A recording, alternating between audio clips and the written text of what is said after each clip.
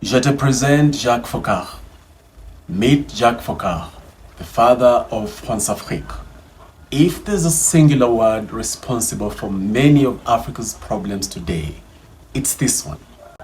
This affectionate hand-holding between Kenya's President William Ruto and French President Emmanuel Macron is the latest chapter of Françafrique, Jacques Foccart's enduring legacy. To understand the evil genius of this man and the manipulative, exploitative system that he birthed, let's go back in time to 1960, when Foccart became the Secretary General for African and Malagasy Affairs under President Charles de Gaulle and Georges Pompidou. He served in this position until 1974. In the 1960s, it was all smiles and promises. Africa, newly independent, was finding its footing. France, the colonial master, was determined not to lose its grip. The architect of this ongoing relationship, a man whose name was rarely heard in public, but whose influence cast a long shadow over Africa, Jacques Foccart. His job was simple: keep France in control, but his methods anything but straightforward. Behind the scenes, Foccart crafted a system of secret agreements, backroom deals, and military interventions. He handpicked some of the former French colonies' leaders. Whether they were democrats or dictators mattered little. What mattered was their loyalty to Paris. These leaders became part of what Foccart called the Syndicate, a club of dictators and autocrats who relied on French protection to stay in power.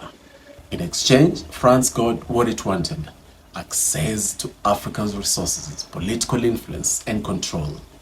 Is a coup needed to replace an African leader who has become uncooperative? Foccart had the resources to pull it off. A military intervention to protect a dictator in trouble? No problem. France was always there, behind the scenes, pulling the strings. But by the 1990s, cracks in Françafrique began to show. The Cold War was over. The world was watching more closely.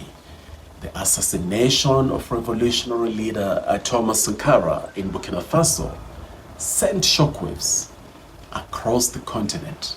And in 1994, when France oversaw the devaluation of the CFA franc, it became clear the system was faltering. Then came Rwanda, a stain on France's hands. The genocide, the wars, the chaos, they all pointed to France's waning grip and the devastating human cost of Françafrique's policies. Today, Françafrique looks different, but it's far from gone.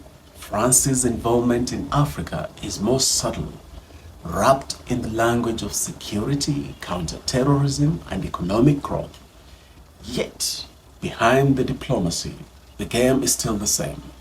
France's interests come first. Enter William Ruto, Kenya's president and Emmanuel Macron's new BFF. During the 79th UN General Assembly in New York this last September, Ruto and Macron made a landmark announcement. Kenya would host the Africa-France Summit in 2026, marking the first time the event will be held outside of France or a francophone African country. Who is going to tell William Ruto that Emmanuel is simply on a rebound after numerous French-speaking West African countries dumped him? Who will tell him that France's outreach to English-speaking African countries is simply the latest chapter of Françafrique? Well, we have just told him and other African presidents who continue to enable French neocolonialism. Jacques Foccart may be long gone, but his legacy lives on. Françafrique isn't just history. It's a system that is still shaping the fate of millions in Africa.